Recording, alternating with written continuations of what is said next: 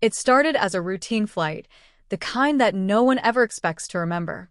Flight 317 had taken off from Denver under crisp, clear skies, bound for Seattle.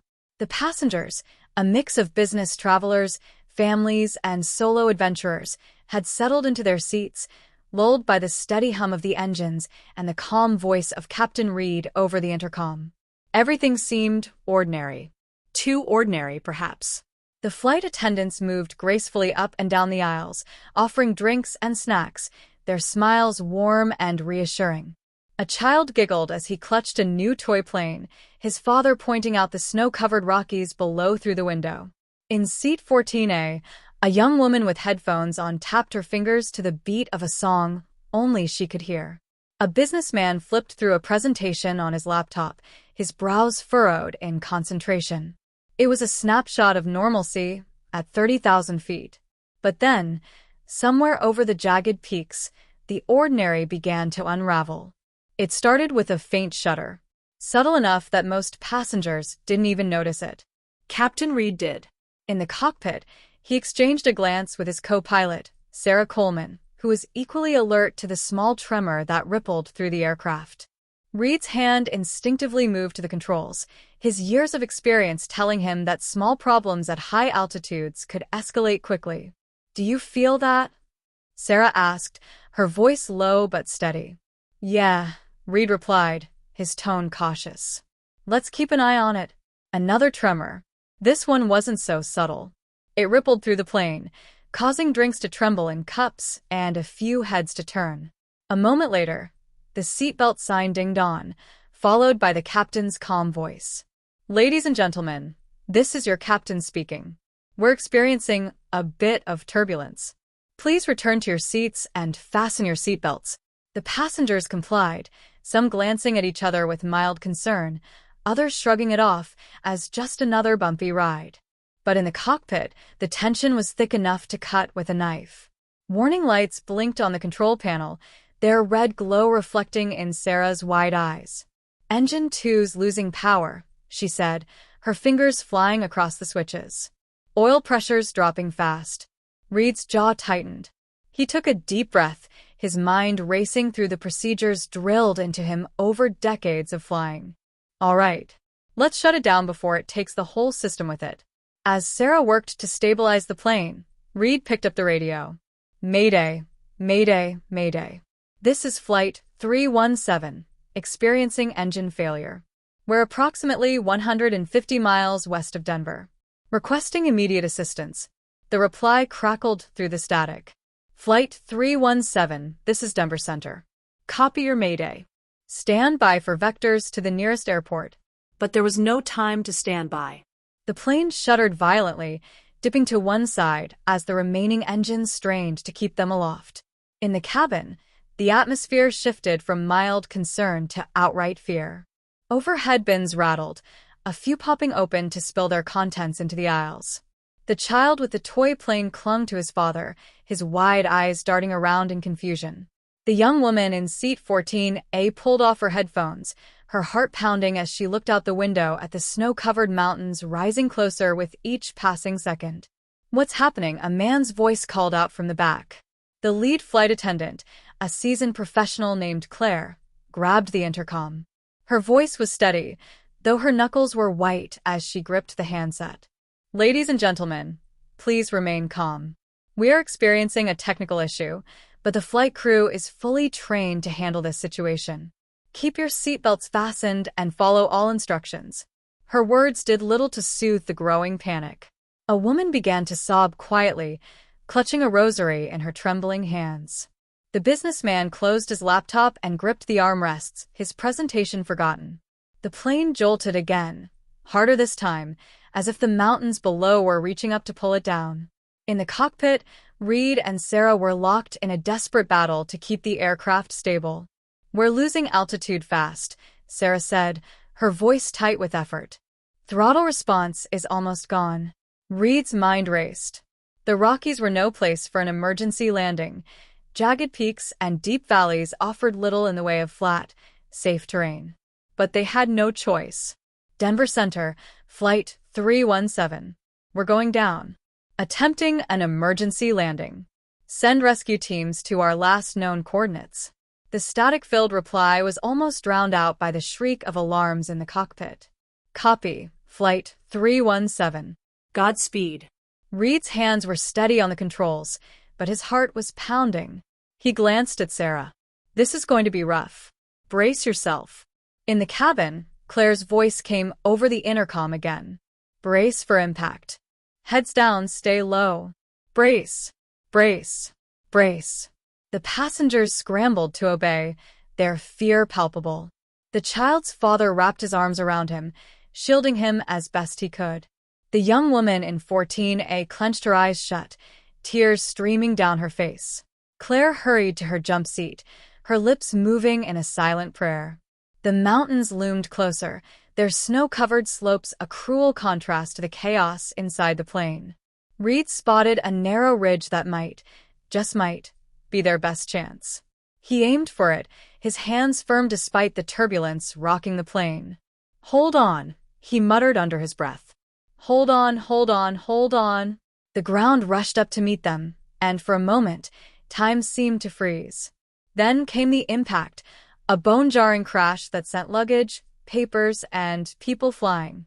The sound was deafening, metal screeching, glass shattering, the screams of passengers blending with the roar of destruction. And then silence. For a few long, agonizing seconds, there was nothing but the soft whisper of wind over the broken fuselage. Then came the moans of the injured, the crackle of small fires, and the realization that for some, the nightmare was only beginning. The air was heavy with the acrid stench of smoke and burnt metal. A thin veil of snow floated down from the sky, almost serene against the chaos of the wreckage. The once pristine fuselage of Flight 317 now lay in jagged pieces scattered across the rocky ridge.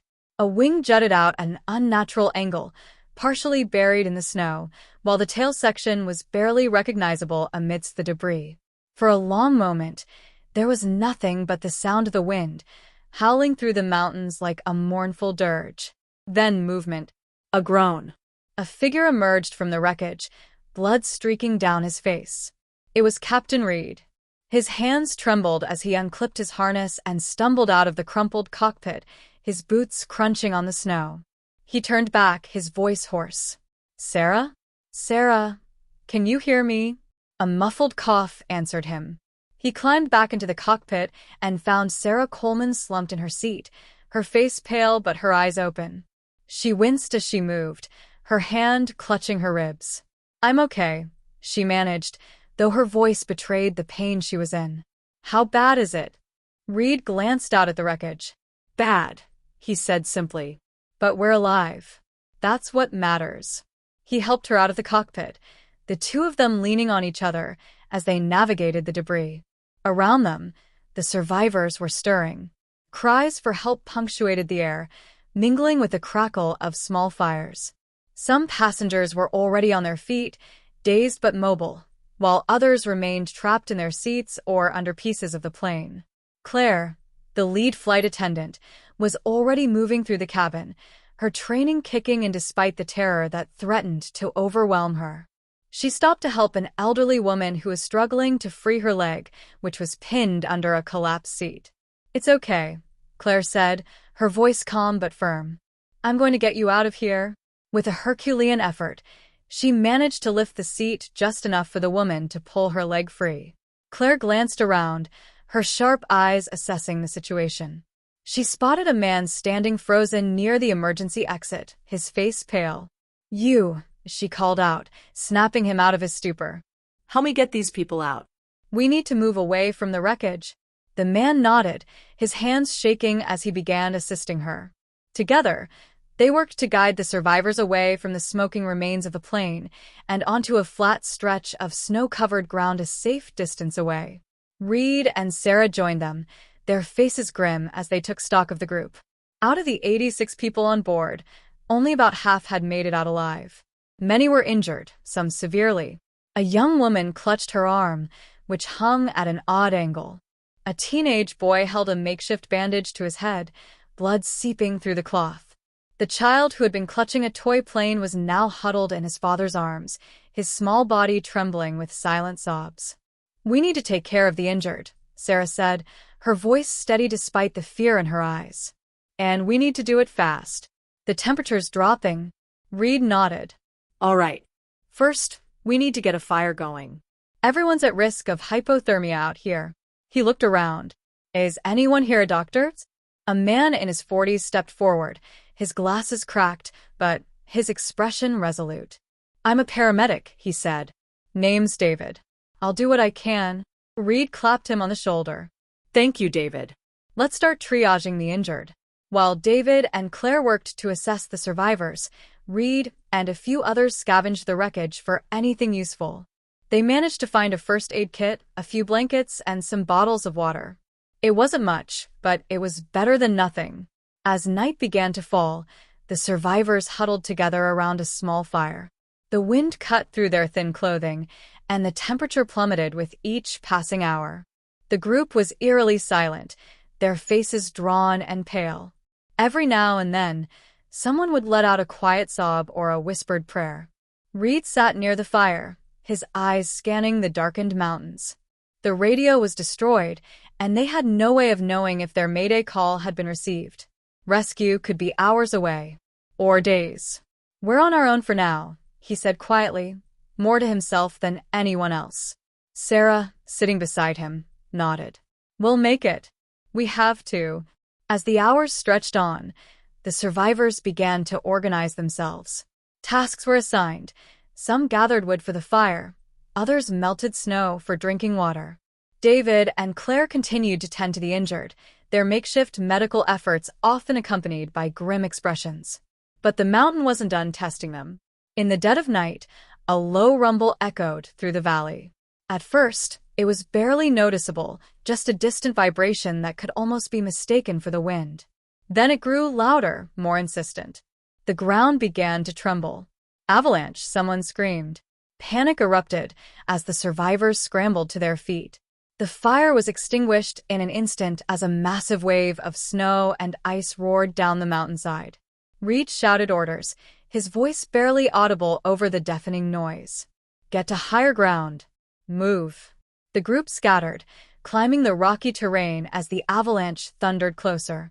Snow poured into the wreckage, burying what little shelter they had left. Claire grabbed the child and his father, dragging them up a steep incline just as the edge of the avalanche swept past them. When it was over, the survivors were left shaken and exhausted. The wreckage was almost completely buried, along with most of their supplies. The fire was gone, and the freezing night seemed colder than ever. Reed looked at the group, their faces illuminated by the pale moonlight. They were battered, bruised, and terrified. But they were alive. And as long as they were alive, there was hope. "We'll make it through this," he said, his voice firm. "Stick together, take care of each other. We're going to survive." The words hung in the air, a fragile promise against the unforgiving wilderness. And as the wind howled through the mountains, the survivors clung to that promise, knowing that their fight was far from over. The pale light of dawn crept over the jagged peaks, revealing a desolate scene. Snow blanketed the remains of the wreckage, now almost entirely buried by the avalanche. The survivors, huddled together for warmth on a rocky ledge, stirred as the first rays of sunlight pierced the bitter cold. Faces were pale and drawn, eyes bloodshot from lack of sleep and relentless fear. Every breath was a visible puff in the freezing air, a constant reminder of the unforgiving conditions they faced. Captain Reed was the first to rise. His body ached from the crash and the frantic scramble to higher ground during the avalanche, but his mind was focused. They had made it through the night, but rescue was still an uncertain hope. He scanned the group, his gaze lingering on the injured. They were running out of time. Hypothermia, dehydration, and infection were becoming real threats, and the buried wreckage meant their already limited supplies were now inaccessible. Sarah Coleman approached him, clutching her side where bruised ribs protested every movement. "What's the plan, Captain?" she asked quietly. Her voice was steady, but the exhaustion in her eyes betrayed the weight of their situation. Reed rubbed his hands together, trying to coax some warmth into his numb fingers. "We need to signal for rescue," he said. "And fast." "If no one saw our Mayday or picked up the transponder signal before the crash, we're just another speck in the Rockies." "What about the emergency beacons?" Sarah asked. "Wasn't it supposed to activate on impact?" Reed shook his head. "It might have been damaged in the crash, or it could be buried under the snow now. Either way, we can't count on it. We'll have to make our own signal." They gathered the survivors, and Reed explained the plan. "We're going to build an SOS signal in the snow. Something big, something visible from the air. We'll use anything dark we can find: clothes, seat cushions, debris. Anything that stands out against the white."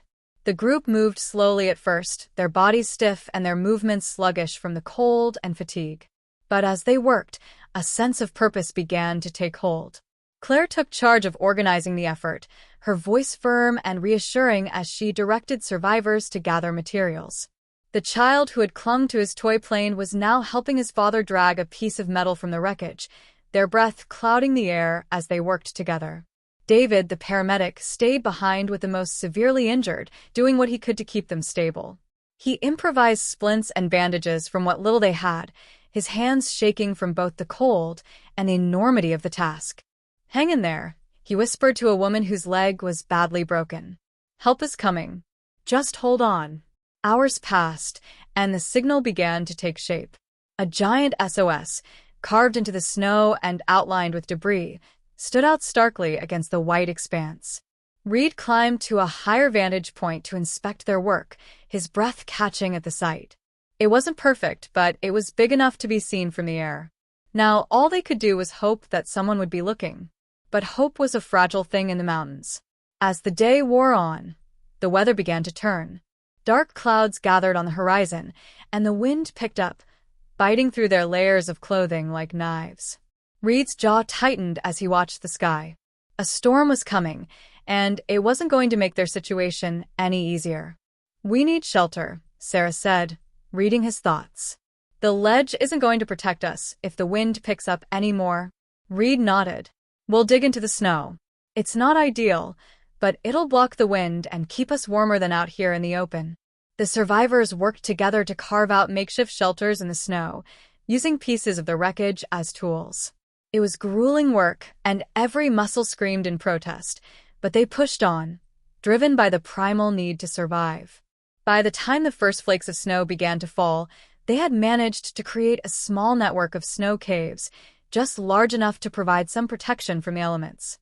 Inside one of the shelters, Claire sat with the child and his father. She wrapped a blanket around the boy, tucking it tightly around his small frame. "You're doing great," she told him softly, her voice soothing. "Just hang in there a little longer." The boy nodded, his wide eyes filled with both fear and determination. His father placed a hand on Claire's shoulder, his gratitude unspoken but deeply felt. As the storm raged outside, the survivors clung to their fragile shelters, their spirits wavering under the relentless assault of the wind and snow. Hours stretched into an eternity, each minute a battle against despair. Reed and Sarah took turns checking on the group, offering words of encouragement and doing their best to keep morale from crumbling.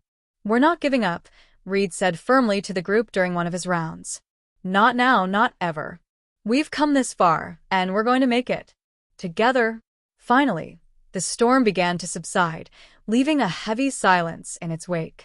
The survivors emerged from their shelters, blinking against the bright sunlight reflecting off the fresh snow. The SOS signal was still intact, though partially covered by the new snowfall. They quickly cleared it, their movements more determined now. They couldn't afford to lose hope. And then, just as the sun reached its zenith, a distant sound broke the stillness. A low, rhythmic thrum that grew steadily louder. Heads snapped up, eyes scanning the sky with desperate urgency. A shadow passed over the ridge, and then the unmistakable shape of a helicopter appeared, its blades slicing through the air like a lifeline. A collective cry went up from the group, a mix of relief, joy, and disbelief. They waved their arms, shouting and jumping, their voices hoarse, but filled with elation. The helicopter hovered for a moment before circling back, its searchlight sweeping over the wreckage and the survivors. Reed felt his knees buckle as the weight of the past days finally crashed down on him. Sarah caught his arm, steadying him, her own face streaked with tears. "We made it," she said, her voice trembling. "We actually made it." The helicopter landed on a flat stretch of snow, and rescue workers poured out, their bright jackets a stark contrast against the white landscape. They moved quickly, assessing the injured and providing blankets and hot drinks to the survivors. David worked alongside them, his exhaustion forgotten in the rush of relief. As the survivors were airlifted to safety, one by one, Reed stood back, watching with a sense of profound gratitude. They had faced the worst the mountains could throw at them and come out alive. The memories of the crash and the days that followed would haunt them, but in this moment, all that mattered was that they had survived. As the helicopter lifted off for the final time, carrying the last of the survivors, the ridge grew silent once more. The wreckage remained, a stark reminder of the ordeal, but the mountains, indifferent as ever, stood tall against the horizon. And in the hearts of those who had endured, a spark of resilience burned bright, a testament to the unyielding strength of the human spirit.